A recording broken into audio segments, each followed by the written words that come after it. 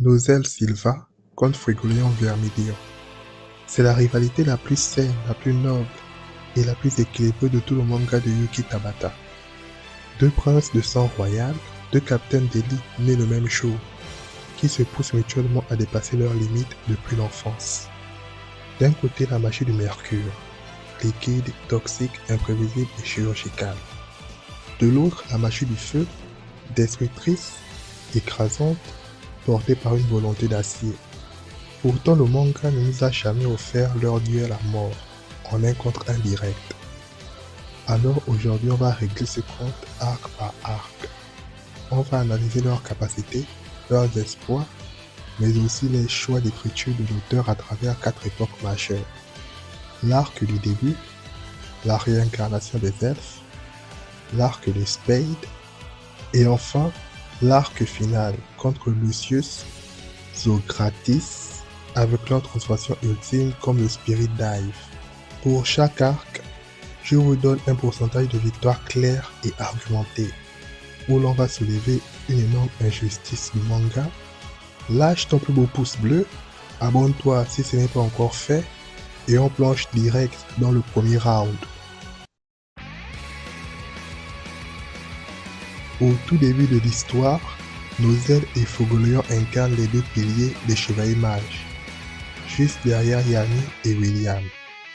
À ce stade, aucun d'eux n'a de boost extérieur, c'est un combat de magie pure.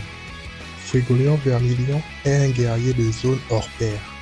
Sa magie du feu utilise des sorts massifs, comme Sololinea ou le lion rugissant pour anéantir des armées entières. Sa force réside dans son calme olympien. Il analyse le flux de mana adverse en temps réel et ne commet aucune erreur stratégique. Nozel Silva, lui, est un scalpel vivant. Sa magie de mercure est un attribut magique liquide, lourd et rare. Sa force réside dans sa polyvalence absolue.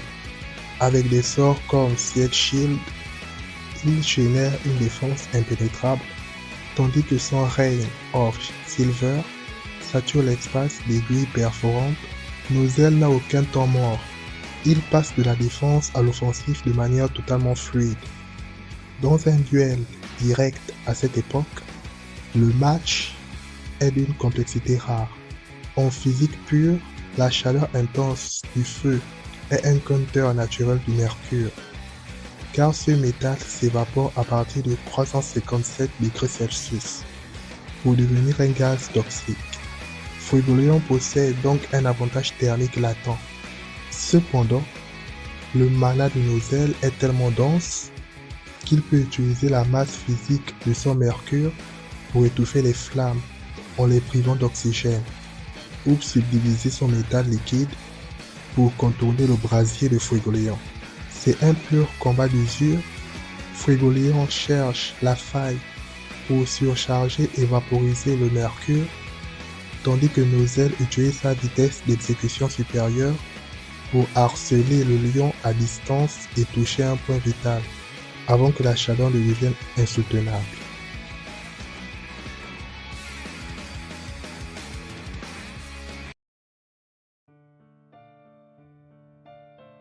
Après un long coma causé par le piège de Patrie, Frigolion se réveille pile au moment de l'attaque des elfes, et il revient avec le plus grand boost élémentaire du manga, la salamandre, l'esprit du feu, l'a choisi. Ce choix propulse sa réserve de mana dans une dimension quasi divine. Désormais ses attaques, comme le souffle de la salamandre, ne font pas que brûler. Elle efface la topographie. Son bras droit manquant est remplacé par une extension de pur feu spirituel. Le feu de la salamandre est un feu primordial, ce qui aggrave exponentiellement le problème du point de fusion pour Nozel. La puissance brute du lion flamboyant écrase tout sur son passage. Face à ce monstre, Nozel ne reste pas les bras croisés. Durant cet arc, il réalise des prouesses tactiques exceptionnelles. Face à l'elfe King, dont la magie de boussole dérègle totalement le flux de mana extérieur, Nozel prouve son génie en contrôlant son mercure, non pas par le mana ambiant, mais par sa propre force vitale, débloquant le sort perforant lance d'argent pointée vers l'avenir. Plus tard, face à Patry, en version Dark Elf, déchaîné et ultra rapide, Nozel polit son mercure à l'extrême pour l'utiliser comme un miroir parfait. En combinant la physique et la magie, il reflète la magie de lumière et neutralise l'adversaire. Le match penche ici en faveur de Fuegoleon. La présence de la salamandre offre une réserve d'énergie et une barrière de chaleur passive trop lourde à gérer pour Nozel. Pour l'emporter, Nozel doit réaliser un blitz parfait dans les premières secondes du combat en utilisant ses miroirs de mercure pour tromper la vigilance de l'esprit du feu. Si le combat dure plus de 2 minutes, la puissance brute de la salamandre l'emporte. Le mercure solide ou liquide se dissipe avant même de pouvoir approcher le corps de Fuegoleon.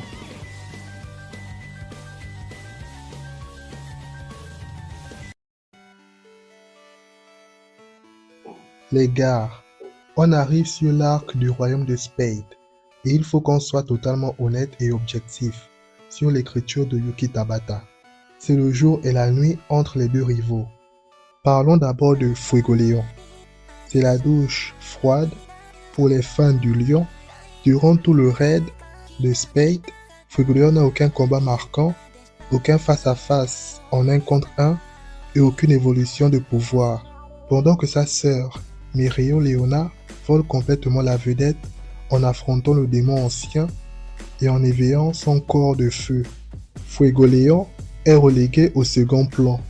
L'auteur l'utilise uniquement comme une artillerie de nettoyage en arrière-plan pour brûler des démons mineurs de bas étage. Sa seule vraie démonstration de force dans cette ère, elle est indirecte. C'est le fameux combat d'entraînement des capitaines juste avant le raid, où il parvenait à gérer simultanément Nozel et Kaiser.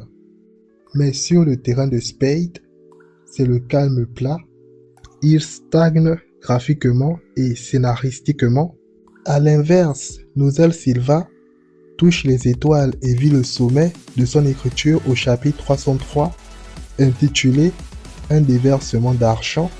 Nozel débarque en plein milieu du combat de boss contre Magicula, le démon responsable de la malédiction et de la mort de sa mère, Acier Silva. C'est une masterclass narrative. Nozel pousse son mercure à un niveau de dureté et de vitesse inédit, brisant sa propre armure pour protéger ses frères et sœurs. Il reconnaît enfin la force de Noël, s'excusant pour son comportement passé et combine son mercure avec la magie d'eau de sa sœur pour porter le coup fatal à la manifestation du démon.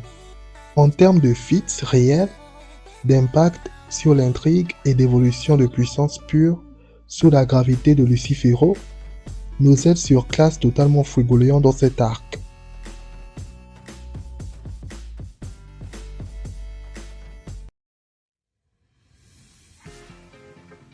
Dans l'ultime arc de l'œuvre, contre Lucius Socratis, Nozel doit affronter son pire cauchemar, sa propre mère, Acier Silva. Ramené à la vie sous la forme d'un paladin immortel, doté d'une magie purifiée, face à la femme la plus forte de l'histoire du royaume, Nozel doit accomplir l'impossible. Il pousse la magie du mercure au-delà de ses limites physiques en créant des contrus et des armures de mercure d'une densité tellement folle qu'elle égale ou surclasse la dureté de l'acier, tout en conservant la fluidité du métal liquide. Sa vitesse de réaction devient quasi instantanée pour protéger sa famille. Il atteint l'apogée absolu de l'art de la manipulation des métaux. C'est dans ce même arc que Yuki Tabata corrige enfin l'injustice de Spade et donne à Fuegoleon l'évolution qu'on attendait tous. Le Spirit Dive complet, avec la salamandre. En fusionnant totalement son mana avec celui de l'esprit, le corps de Fuegoleon se métamorphose.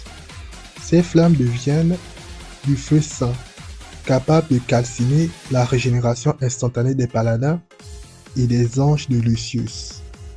Au chapitre 386, aux côtés de Léopold et de sa sœur, il utilise cette forme divine pour pulvériser un sort colossal de Lucius qui menaçait le royaume. Si on lance le combat ultime entre Nozel, forme Mercure absolue, et Fogoléon, forme Spirit Dive complet, le choc est apocalyptique. Le Mercure de Nozel est désormais si dense et saturé de sa propre volonté qu'il ne s'évapore plus au simple contact de la chaleur. Il peut créer des lances d'argent capables de rivaliser avec la puissance de perforation thermique du lion.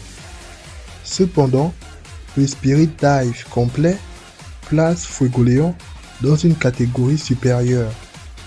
Son aura de feu sang génère une distorsion thermique permanente qui consume le mana et altère la trajectoire des métaux.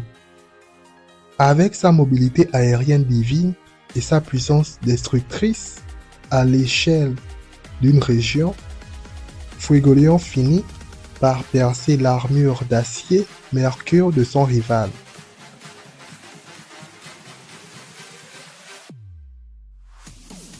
Au final, la rivalité entre Nozel et Fuegoléon est l'une des mieux écrites en termes de dynamique, même si Tabata a boudé le lion pendant l'arc de Spade.